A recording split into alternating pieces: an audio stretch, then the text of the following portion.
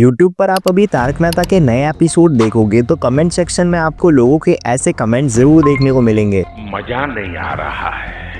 तारक मेहता का उल्टा चश्मा जो एक शो नहीं है बल्कि लाखों करोड़ों इंडियंस का इमोशन है, इसलिए टीएमकेओसी इंडिया का सबसे बड़ा और सक्सेसफुल टीवी शो है और होना भी चाहिए क्योंकि हर मिडिल क्लास की फैमिली की मेमोरी से शो से जुड़ी हुई हैं। आपको वो दिन तो याद होंगे जब हम स्कूल के आने के बाद टीवी पर तारक मेहता देखते थे और आप लोगों में से ऐसे कई लोग होंगे जो खाना खाते वक्त भी तारक मेहता देखते होंगे। इस शो के एक्टर्स ने हर किसी के ऊपर अपनी एक पहचान छोड़ दी है, जिसकी वजह से लोग इनके नाम से ज्यादा इनके कैरेक्टर्स को जानते हैं। उनके लिए हमेशा ये दया भाभी ही रहेंगी, ये सोडी भाई ही रहेंगे और ये मगन ही रहेगा। तो चलिए उन पॉइंट्स को जानते हैं जिसकी वजह से तारक मेहता के न्यू एपिसोड में ओल्ड एपिसोड जैसा मजा नहीं आ रहा है। 28 जुलाई 2008 में टीएमकेओसी आया था इंडियन टेलीविजन पर। जब ये शो लॉन्च हुआ था तब किसी ने भी ये नहीं सोचा था कि शो इतना पॉपुलर हो सकता है कि लोगों की कभी यादों से नहीं मिट सकता। ऐसा इसलिए क्योंकि उस वक्त टाइम था सास बहू सीरियल का, जहां मम्मी दीदी लोग 6 से 8-9 बजे तक टीवी पर अपना अधिकार जमा लेती थी और उनके साथ हमें भी ये सास बहू सीरियल देखना पड़ता था। तब हम जैसे लोगों को हंसाने के लिए सब टीवी लेकर आया था तारक मेहता का उल्टा चश्मा, जिसे फैमिली का हर मेंबर देख सकता था, जिसे देखकर कोई भी बोर नहीं होता था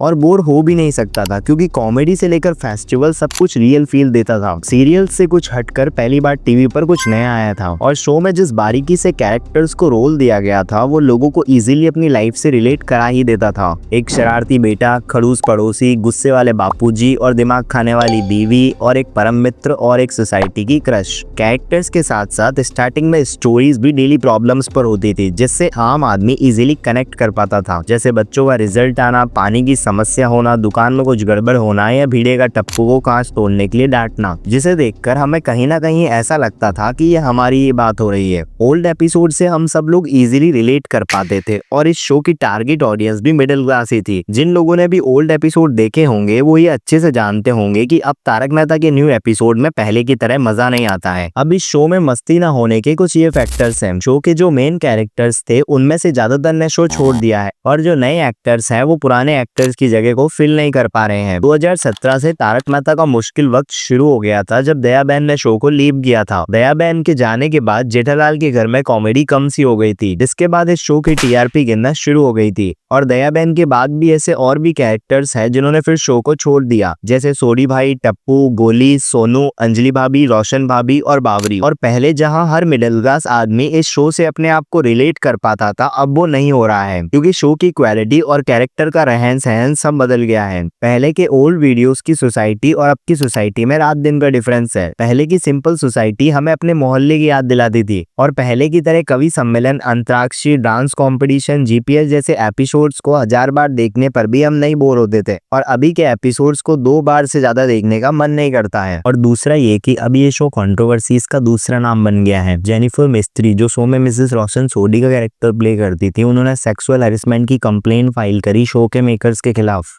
बोला इनने, हालांकि कई बार वो ऐसे थोड़ा ऐसे हाथ ऐसे करते थे तो 2-3 बार उनने ऐसे गाल खींच के मेरे को बोला तुम हंसते हो, बड़ी क्यूट लगती हो। और मोनिका भदौरिया जो बाबरी का रोल प्ले करती थी, उन्होंने भी जेनिफर का सपोर्ट किया। और इसी के साथ नेहा मेहता, शैलेश लोधा, राज नगद और सोडी भाई ने भी शो के मेकर्स पर उनकी पेमेंट टाइम से ना करने के एलिगेशंस लगाए। और रिसेंटली पलक सिधवानी ने भी एलिगेशंस लगाए कि कैसे शो के मेकर्स ने उनकी शो छोड़ने की बात सुनकर उनका इंस्टाग्राम डीएक्टिवेट करने के थ्रेट्स दिए। और तीसरा कैरेक्टर डेवलपमेंट। शो को 16 साल बीत गए हैं बट इतने टाइम में कैरेक्टर डेवलपमेंट देखने को नहीं मिलता है। टप्पू सेना पता नहीं कब बड़ी होगी भाई, ये 25-30 साल के हो गए हैं और इनकी बातें सच में अभी भी वही बच्चों जैसी हैं। शो में जोक्स रिपीटेड होने लगे हैं और कहानियां भी स्ट्रेच हो रही हैं। अब अगर देखा जाए तो शो के मेकर्स को ऑडियंस की साइकोलॉजी और फीडबैक को सुनना और समझना पड़ेगा। वैसे आप क्या चाहते हैं कि शो बंद हो या कंटिन्यू रहे? कमेंट बॉक्स में जरूर बताना।